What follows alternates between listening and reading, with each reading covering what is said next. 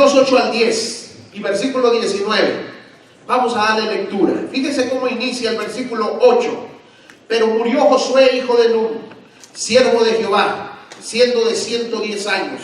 Y lo sepultaron en su heredad en Timnat Sera, en el monte de Efraín, al norte del monte de Gaz.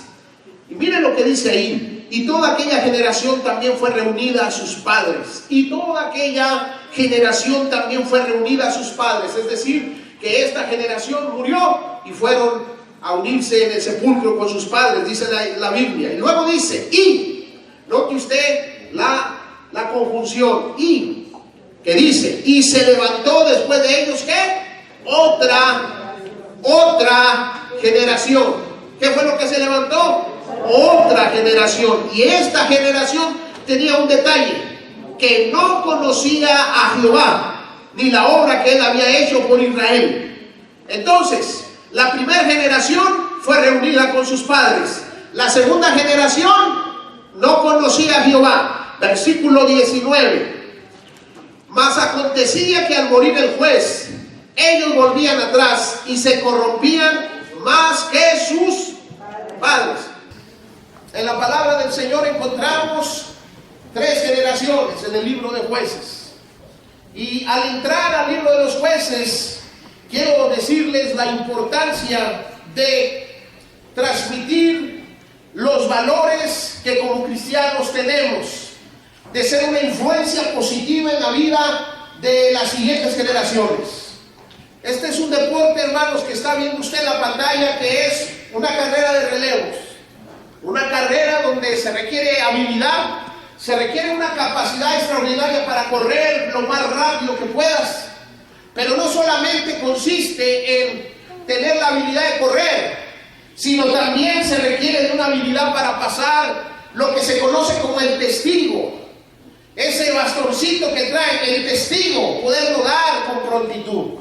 Fíjese que la mayoría de estas competencias se ganan o se pierden en el traspaso del testigo, no en la agilidad que tienen los competidores para llegar en primer lugar o correr más rápido. Porque ha sucedido en ocasiones que hay equipos que iban en primer lugar con una gran ventaja, pero cuando traspasaron el testigo el uno al otro, se les cayó y en lo que trataron de recogerlo, los arrebasaron. Así que es importante en este tipo de deporte correr con prontitud, correr rápido, pero es muy importante saber pasar el testigo. Y que déjenme decirle algo, estamos yendo a la palabra del Señor y encontrándonos con una generación que conocía a Jehová pero que murió, y después con una generación que no conocía las obras de Jehová, y por último con una generación que era más perverso que sus padres. Quiere decir que hay una generación que no supo pasar el testigo, que no supo dejarle la herencia de la fe cristiana, que no supo transmitir los valores cristianos, que no supo influenciar a la siguiente generación, que quizás en algún momento para pasar el testigo se les cayó y perdieron el rumbo. Y yo en esta hora he sentido compartir este tema que tengo aquí, nuestro gran reto, que Dios esté entre las generaciones, que Dios se mueva entre las generaciones. Porque déjenme le digo algo, el desafío que hoy en día estamos enfrentando los cristianos es: ¿qué va a pasar con nuestra siguiente generación? ¿Qué va a pasar con la tercera generación? ¿Dónde andarán nuestros bisnietos el día que nosotros ya no estemos sobre la tierra? ¿Qué será de las siguientes generaciones? Muy probablemente algunos de nosotros enfrentamos este gran reto, este reto de afianzar la palabra de Dios en nuestras familias. En el libro de los Jueces, en los primeros versos se inicia hablando de generaciones, porque después que usted continúa su lectura en el capítulo 3 hasta el final, se va a dar cuenta de las consecuencias de una generación que no supo pasar el testigo a la siguiente. Se va a dar cuenta de cuáles son las tristes consecuencias cuando un cristiano no sabe transmitir su fe a los que vienen atrás. El desafío no es estar aquí 20 años en la iglesia. El desafío no es pasarnos la vida nosotros en la iglesia. La verdadera enseñanza el verdadero reto es: ¿qué estamos haciendo en cuanto vamos a transmitir a la siguiente generación con el mensaje del Señor. Amén. Amén. No sé si usted nota una generación que era compañeros de Josué, que conocían las obras de Dios, que sirvieron a Jehová, dice el texto.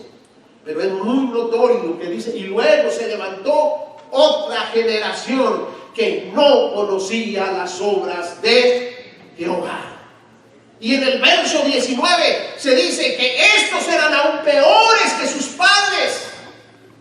Porque déjenme decirle algo: cuando las generaciones no tienen a Dios entre ellas, empieza una cadena descendente, degradante, de fracaso y derrota, como no tiene usted idea. Y en el libro de los jueces usted va a ir notando lo que pasa cuando Dios ya no está en una generación que sigue. Pues bien, yo quiero hablar de las generaciones, pero quisiera pedirle a usted que le diga a Dios: yo te necesito entre mis generaciones. Yo necesito que mi siguiente generación conozca a Jesús como su Salvador. No nada más predicarles a ustedes. Mi reto es que mi siguiente generación conozca a Jesús, sirvan a Jesús, sean entregados al Señor. Ese es el reto número uno. La generación de Josué. ¿Cómo describir a la generación de Josué? Una generación que sirvió a Dios y fue testigo del poder de Dios en el desierto. Usted sabe, hermano, que esta es una generación que fue levantada con un propósito de parte de Dios. Cuando Dios llama a Israel, cuando Dios llama a Abraham, cuando Dios levanta un pueblo para sí, Dios tenía un propósito bien determinado en cuanto a ese pueblo. Cuando nosotros vamos al libro del Éxodo, versículos del 4 al 6, leemos lo que dice la palabra: vosotros visteis lo que hice a los egipcios, y cómo os tomé sobre las alas de águilas y os he traído a mí. Dios les está diciendo: ustedes vieron cómo los saqué de Egipto con poder, con milagro, con señales. Ustedes vieron todos los milagros que hice a Faraón y a los egipcios. Ustedes salieron en victoria. Yo los saqué y cruzaron el Mar Rojo. Ustedes son mi pueblo. Yo los agarré entre mis alas y los saqué adelante. Pero ve el versículo 5: ahora pues, si dieres oído a mi voz y guardares mi pacto, vosotros seréis mi especial tesoro sobre todos los pueblos, porque mía es toda la tierra. Y Dios sacó a un pueblo, ¿para qué? ¿Para qué sacó Dios a un pueblo? Versículo 6: y vosotros me seréis un reino de sacerdotes y gente santa. Estas son las palabras que dirás a los hijos de Israel. Dios sacó a Israel de Egipto para que fuera un reino de sacerdotes y gente santa.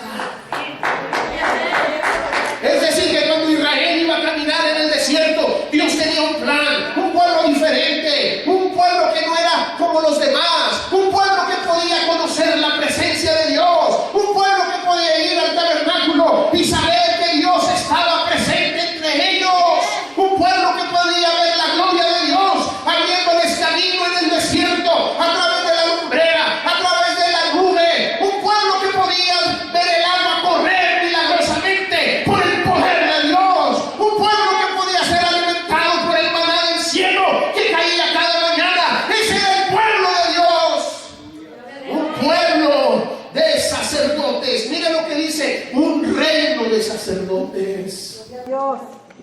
¿Para qué Dios sacó a Israel de Egipto? Para hacer un pueblo, un reino de sacerdotes que llevaran la palabra.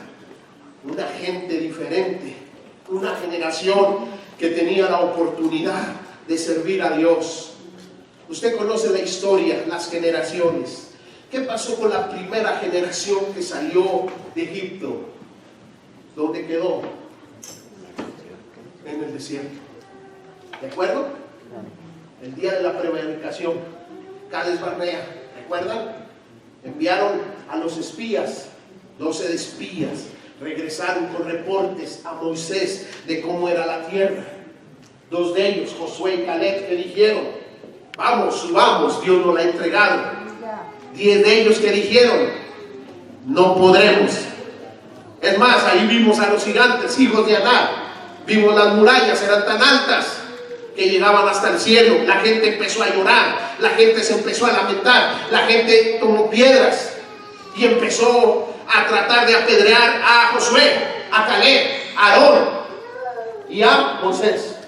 Y viene la presencia de Dios y dice: ustedes han prevaricado contra mí, y puesto que no han creído en mí, de ahora en adelante, por cada día que estuvieron espiando la tierra, será un año. Pasarán 40 años sobre el desierto y no podrán entrar a la tierra prometida. Hasta que el mayor de 20 años haya muerto, entonces entrarán, pero no permitiré que ninguno entre a mi reposo, porque fue una generación que no creyó en el poder de Dios, que dudó acerca de lo que Dios podía hacer. Y luego se levanta la generación esta de la que estamos hablando. Esta generación, que era una generación que creció en el desierto, eran hijos. La mayoría eran hijos de aquellos padres que habían muerto en el desierto porque dudaron del poder de Dios. Pero ¿sabe qué hicieron con Josué? Sirvieron a Jehová. Fue una generación diferente. Fue una generación que llegó y cruzó el Jordán. Y la Biblia dice que cuando cruzaron el Jordán, pusieron un monumento para darle la gloria a Dios por lo que había sucedido. Y llegaron con júbilo y se prepararon en Gilgal, porque era el momento de atacar y tomar posesión de la tierra prometida, que por años había sido dicho que era de ellos. La Biblia dice que guiados por Josué entraron a la tierra prometida. Cayó Jai, cayó Jericó y siguieron avanzando. Los reinos fueron derrotados. Fue una generación que sirvió a Dios. Y aquí hay una generación que sirve a Dios. Pero mi pregunta es para usted: nosotros servimos a Dios, y los que están atrás de nosotros, ¿qué es lo que estamos levantando atrás de nosotros? Mire, hermano, como nunca en la vida nuestra generación de hoy en día está enfrentando. Mire, los jóvenes de hoy en día están creciendo en un mundo poscristiano. Tiene que entender esto. Sus hijos están creciendo en un mundo poscristiano. Lo que se enseña, la filosofía que se maneja, la ideología que se maneja en nuestros días es poscristiana, es decir, no es cristiana. Esos son los desafíos que ellos tienen. Y es donde tenemos que pensar qué vamos a hacer, cómo vamos a levantar como esta generación que sirve a Jehová, que de la misma manera nuestros hijos entiendan la pasión que es servir a Dios, el gozo que es servir a Dios. Porque los que hemos sido transformados y cambiados por Dios, ¿cómo vamos a dejar de servir a Dios, hermanos? Después de lo que Dios ha hecho en nuestras vidas. Somos la generación de Josué. Somos la generación que se está haciendo vieja, la generación que está muriendo, y que hemos servido a Dios y que hemos sido fieles. Algunos, como decíamos en el aniversario, se han vuelto ancianos y son columnas de su familia, pero están a punto de terminar la carrera para estar delante de la presencia de Dios. Y la pregunta es: mi nombre, mi descendencia, mi siguiente generación, ¿dónde va a estar? Porque a mí me advierte la palabra cuando dice: y se levantó una generación que no conocía a Jehová. ¿Quién falló ahí? ¿Qué fue lo que pasó? La primera generación servía a Jehová, la segunda generación ni conocía a Dios. Dígame usted si no está sucediendo esto en nuestros días. El diablo nos está ganando a nuestros jóvenes, a nuestros nietos. Ya no creen en Dios, ya no tienen temor de Dios. Ya es tiempo de que le hagamos un alto a nuestra vida cristiana cómoda, porque nuestra vida cristiana no está afectando a los demás. Así es. No, tenemos que afectar a los demás, y cuesta, porque mira, desde tu misma vida, ya tu hijo, yo no te estoy diciendo que le prediques, no le prediques a tu hijo, predícale con tu vida. Amén. Es lo que más ve. A ti es al que mira. Qué tristeza ver jóvenes destruidos por la miseria del pecado. Qué dolor para el hombre, para la mujer, cuando ve a su hijo en las drogas y no puede sacarlo. Pero cuando lo tenía de 4 años, no lo instruyó en la palabra de Dios. Yo estoy hoy trabajando con todas mis ganas y con todas mis fuerzas para que mis hijos sirvan a Dios. Aunque cuesta mucho porque el diablo los quiere jalar. Estas son las palabras, dice este verso, que habló Moisés a todo Israel a este lado del Jordán, en el desierto, en el Áraba, frente al Mar Rojo, entre Parán, Tofel, Labán, Acerot y Disahar. Mira, hermano, el 5.º libro de la Biblia se llama Deuteronomio. Y esta palabra viene de 2 palabras griegas juntas. Una es deutero, que es segundo. Deutero significa segundo en griego. Y bono significa ley. Deuteronomio, nomio. La segunda ley. ¿Y por qué fue dada la segunda ley? Fíjense bien, el pueblo estaba listo para entrar a la tierra prometida. Esta nueva generación estaba lista para entrar. Pero entonces Moisés les trae esta palabra y les vuelve a repetir la ley. Otra vez se la repite y ya uno dirá, ¿para qué se la repite? Porque ya sus padres habían muerto en el desierto y les está advirtiendo, tengan cuidado ustedes, porque estas son las palabras que habló Moisés a Israel al otro lado del Jordán, allá en Egipto. Y estas son las palabras, se las voy a volver a recordar, y en Deuteronomio usted encuentra nuevamente la explicación, porque les vuelve a decir a la siguiente generación, no jueguen conmigo, porque sus padres murieron en el desierto. Si ustedes no trabajan, si ustedes no transmiten la palabra, ustedes enfrentarán la muerte. Si ustedes viven de acuerdo a la palabra, yo les daré vida a sus descendencias. Pero entiendan esto, todo depende de que ustedes me busquen con pasión. Yo quiero solamente ir diciendo, una influencia generacional es lo que necesitamos hoy. Una influencia generacional. Josué fue un hombre que tuvo éxito en un tiempo de desviación. Pudo afirmar que él y su casa servirían a Jehová. Los demás podían escoger a quien deseaban servir. Pero Josué dijo en el capítulo 24, pero yo en mi casa, no hay ambigüedades, pero yo en mi casa serviremos a Jehová. Le hago una pregunta. Usted puede decir lo que dijo Josué. Usted puede tener la autoridad y la fuerza de decir, pero yo en mi casa serviremos a Jehová. En un tiempo de devastación, de desviación, en un tiempo de pecado, en un tiempo de miseria, él se levantó y dijo, yo he influenciado a mi casa y yo hablo por mi casa. Tengo la autoridad para hablar por mi casa.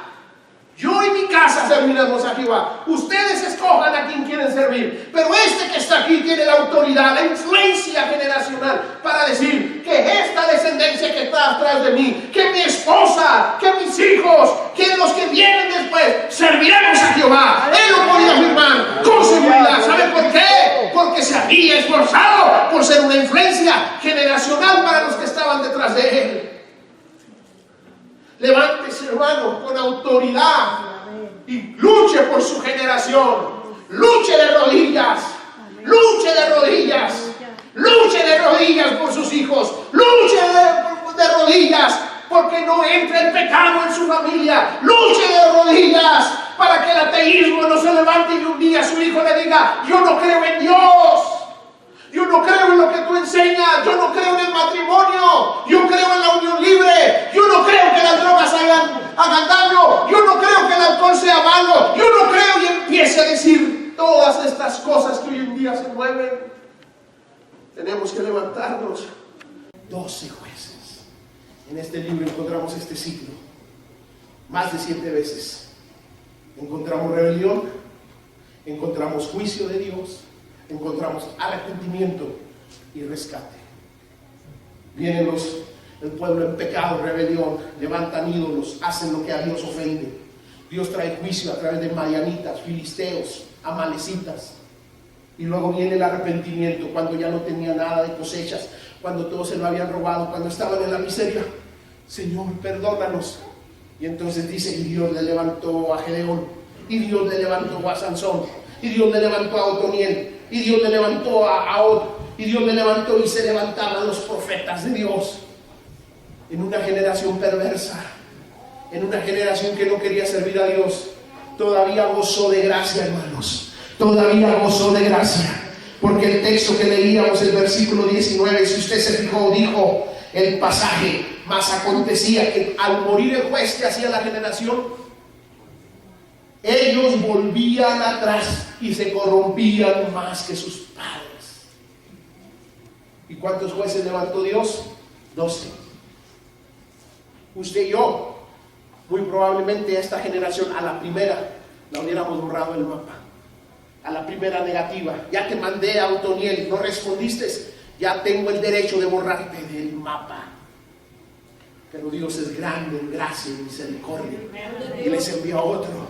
Y cuando les manda a Sansón, el fuerte, y viene y el pueblo se arrepiente por 40 años y todo está en calma, pero al morir Sansón, otra vez. Y la gracia se vuelve a extender, porque Dios vuelve a hacerlo. Dios vuelve a darles otro juez. Dios vuelve a traer otro libertador. Para ir terminando, nuestros niños han aprendido muchas cosas de nosotros, estoy seguro. Les hemos enseñado la importancia de la educación, eso creo y espero. Hemos pagado para que tengan tutores y clases de piano, de guitarra, de todo lo que usted quiera. Clases de natación, hemos pagado todo.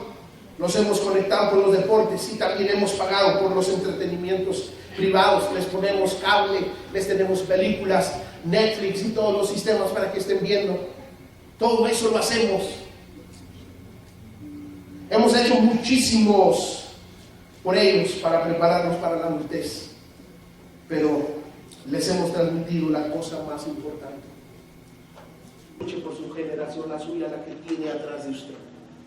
Luche con todas las fuerzas, pero luche inteligentemente, intencionalmente. Créanme que Satanás es muy intencional, Nosotros tenemos que ser intencionales y tratar de que la siguiente generación conozca a Dios. Tenemos que esforzarnos por hacerlo. Tenemos que levantarnos.